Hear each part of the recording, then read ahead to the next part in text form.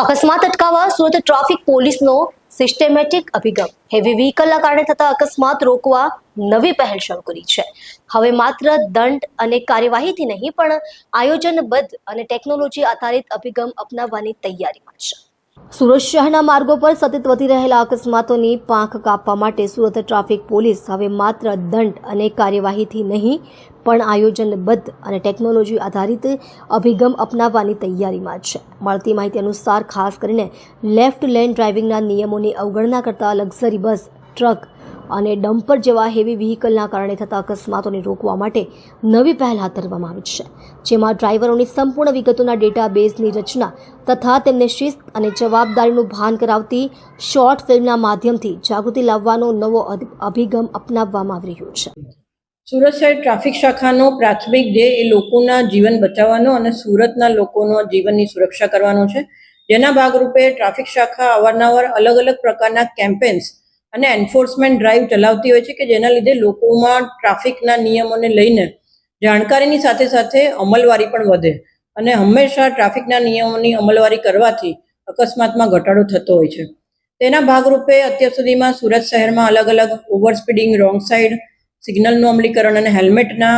ટ્રાફિકના જે નિયમો છે એનું અમલીકરણ કરાવવામાં આવે છે. અને આવનારા દિવસોમાં ખાસ કરીને જે હેવી વ્હીકલ્સ છે એટલે કે ટ્રકો અથવા તો લક્ઝરી બસો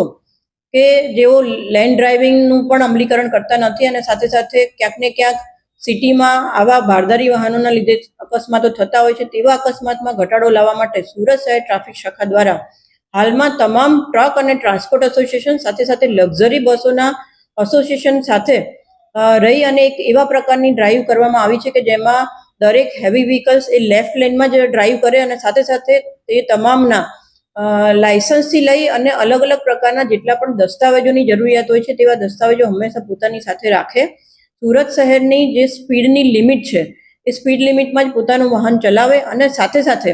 તમામ ટ્રક અને ટ્રાન્સપોર્ટ એસોસિએશન તેમજ લક્ઝરી એસોસિએશન પાસેથી એમની પાસે કેટલા પ્રકારના હેવી વાહનો છે તેમના ડ્રાઈવરનું નામ, મોબાઈલ નંબર અને રેસિડન્સ એડ્રેસ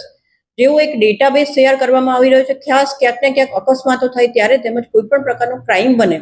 ત્યારે તુરંત જ અમારી પાસે આ માહિતી ઉપલબ્ધ હોય અને એવા જ્યારે પણ ક્રાઇમ બને ત્યારે એને સરળતાથી ડિટેક્ટ કરી શકાય અને સાથે સાથે અકસ્માત જ્યારે પણ બને ત્યારે જવાબદાર જે ડ્રાઈવર હોય તેમની પણ તરત જ ઓળખ થઈ શકે તે માટે આવું ડેટાબેઝ તૈયાર કરી અને તમામ એસોસિએશનની એવી સૂચના આપવામાં આવેલી છે કે તમારા જેટલા પણ ડ્રાઈવરો છે આ બાબતે ગંભીર બને, પોતાનું વાહન એ લેન ડ્રાઇવિંગ પ્રમાણે જ ચલાવે અને સાથે સાથે ઓવર સ્પીડિંગમાં પોતાનું વાહન ના ચલાવે. લોકોનો જીવ એ અમૂલ્ય હોય છે અને અકસ્માત ઘટાડાના ભાગરૂપે